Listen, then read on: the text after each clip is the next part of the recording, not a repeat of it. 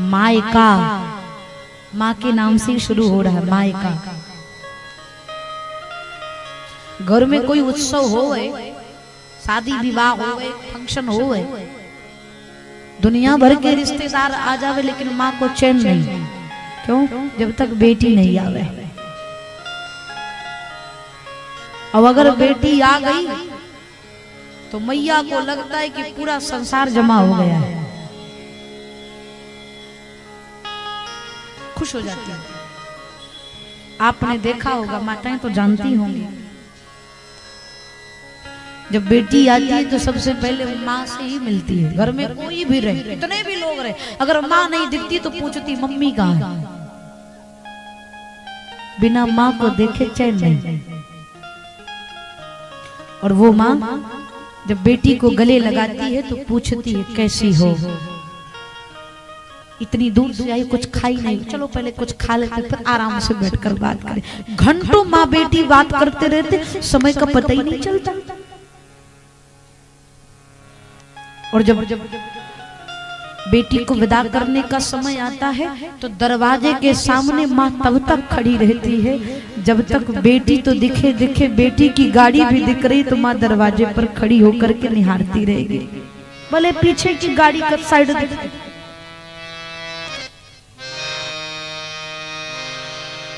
वो दरवाजे पर खड़ी होकर के निहारती रहेगी।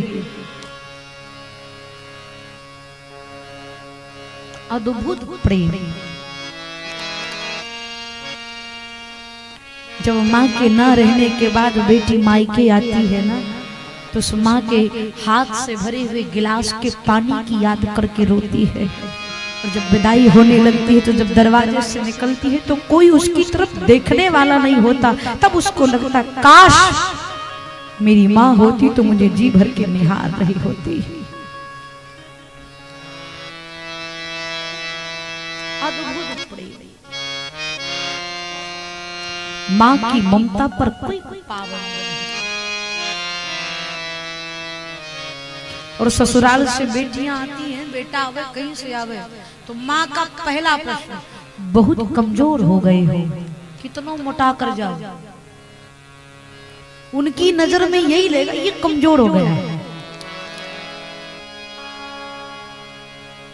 बच्चा कहीं बाहर पढ़ने गया हो, अगर माँ घर में कुछ अच्छा चीज बना रही है, अगर वो खाने बैठेगी तो सबसे पहले अपने बेटे को याद करेगी। वो होता तो वो भी बैठकर खा रहा होता। उसको स्वाद ही फीका लगता है, दुनिया ही अधूरी लगती है। अब अगर हॉस्टल में रहने वाला बेटा फोन करे तो माँ पहला कुछ खाया, चाहे समय भय रहे चाहे ना भय, कुछ खाया तूने? बहुत लापरवाही कर बेटा खाएगा पहला। क्यों? दुनिया जेब देखती है, माँ पेट देखती है, उसको किसी से मतलब नहीं। अद्भुत प्रेम। ईश्वर से भी बड़ा इस दुनिया में कोई है, वो माँ है। क्योंकि ईश्वर को भी गर्भ में कोई धारण कर पाया है तो वो माँ है। ईश्वर भी जिसके सामने नतमस्तक होता वो माँ है। कितने उपकार है माँ के। 9 महीने गर्भ में रखती है, खाना पीना सजना समरना सब कुछ भूल जाती है। हजार पीड़ा सह करके दर्द देती, दर्द सह करके अपने बच्चे को जन्म देती, लेकिन जैसे ही बच्चे का मुख देखती है सारी पीड़ा भूल कर अपने बच्चे के मस्तक को चूम करके अपने सौभाग्य की प्रशंसा करने लगती। फिर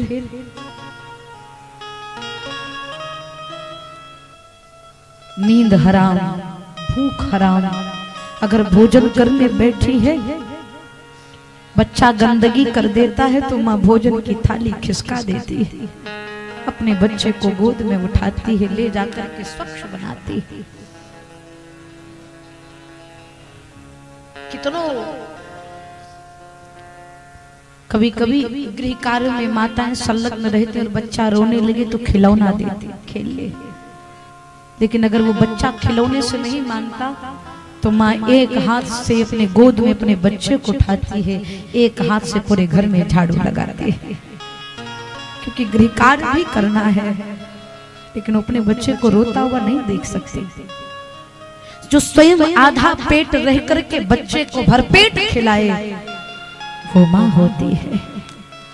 जो रात रात भर जाग करके जितनी बार बच्चा बिस्तर गीला करे उतनी बार बच्चे को सूखे में सुलाए वो माँ होती है। जब बिस्तर कम पड़ जाए तो स्वयं गीले में सो करके अपने सीने पर अपने बच्चे को सुला लेती वो माँ होती है। जो बच्चे को पालने के लिए मेहनत करती, मजदूरी करती, दूसरे के घर बर्तन भी धोती, वो माँ होती है। अद्भुत प्रेम, अद्भुत। आपको कहें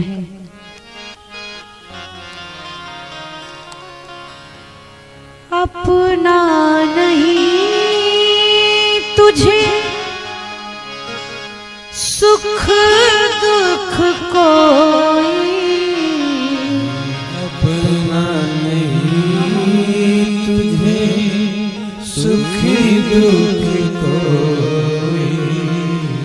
एक छोटा सा बच्चा होता अगर बीमार हो जाए, माँ उसे गोद में लेकर डॉक्टर के पास जाती है और डॉक्टर अगर इंजेक्शन निकाल लिया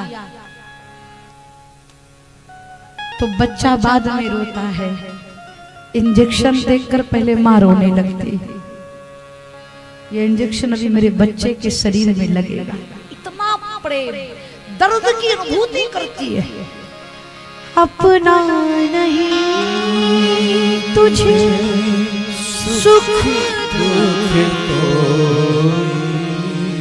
मैं मुस्काया तू मुस्काई, मैं रोया तो रोई, मेरे हंसने पे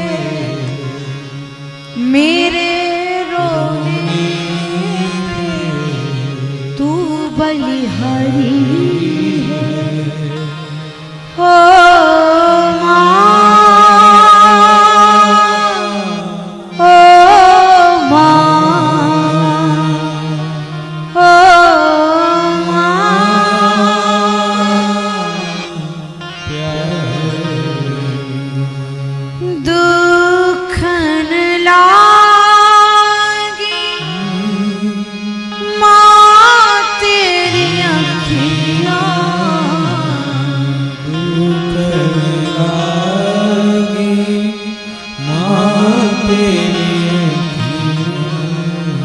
मेरे लिए जागी है माँ तू सारी सारी रतिया। मेरे लिए जागी है तू सारी सारी रतिया। मेरी निंदिया पे अपनी निंदिया तूने वारी है। ओ माँ, ओ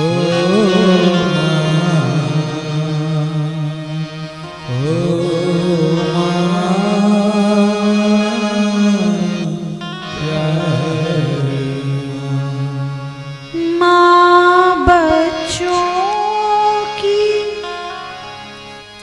जान होती है। माँ बच्चों की जान होती है। वो होते हैं किस्मत वाले जिनकी माँ होती है। वो होते हैं किस्मत वाले जिनकी माँ होती तो कितनी शीतल, तो कितनी प्यारी न्यारी न्यारी। ओ माँ, ओ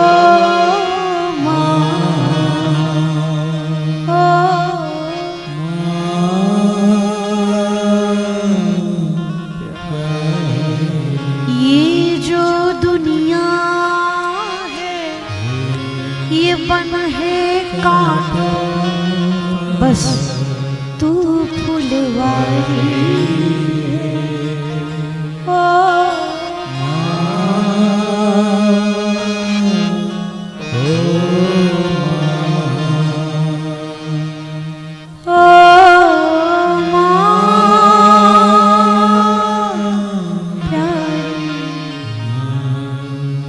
दुनिया की सबसे बड़ी थकान अगर कहीं दूर करने का स्थान है तो माँ की गोद है। थक कर जाओ,